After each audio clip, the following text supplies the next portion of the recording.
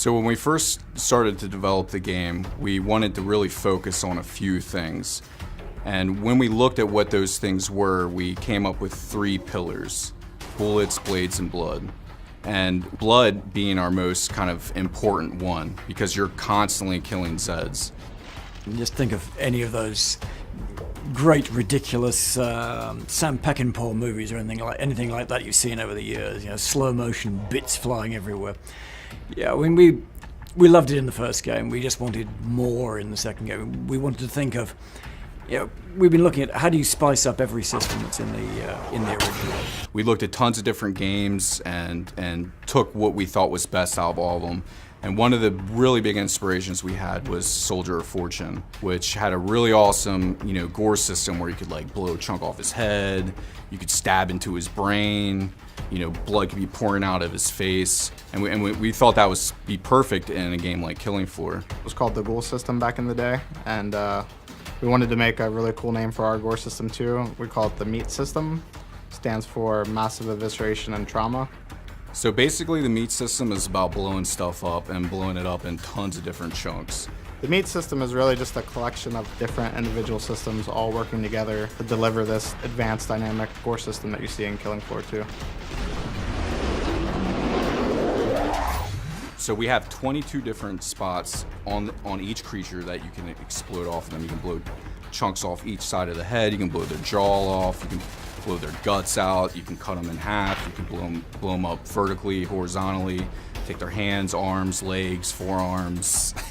Pretty much just about any piece of the body that you shoot, you can blow off of the Zed. I mean, you could tear up a Zed into about five parts in the old game. This time around, we thought it was about 19, but apparently we had a recount recently, and the vote now comes out at 22 parts that you can dismember any Zed into. I think we're just losing count. It's lots. So you had 5 for the body in Killing Floor 1. You have 5 for just the head in Killing Floor 2. And you get 1 or 2 chunks off will reveal the skull, and then the second or third chunk will actually explode the head, and you get that satisfying kind of brain splash effect that you get in KF1. The head gore and the gore in general is just all about player feedback. You shoot a Zed and massive gore happens on the other end.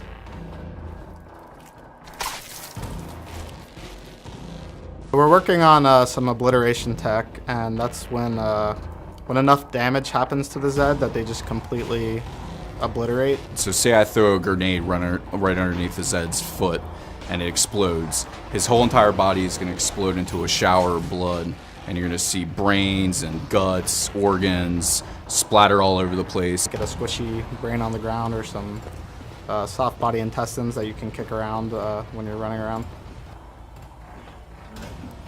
It looks really gross, but it's really cool for a game like Killing Floor.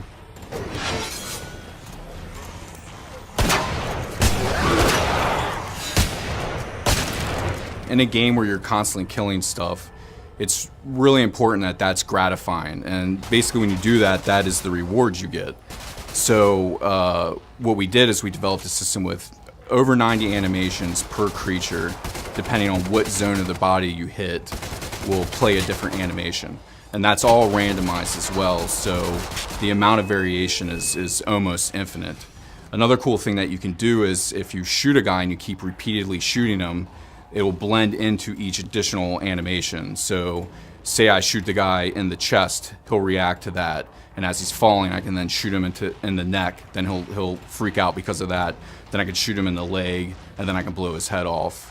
It looks really awesome, and you're never going to see the same thing twice.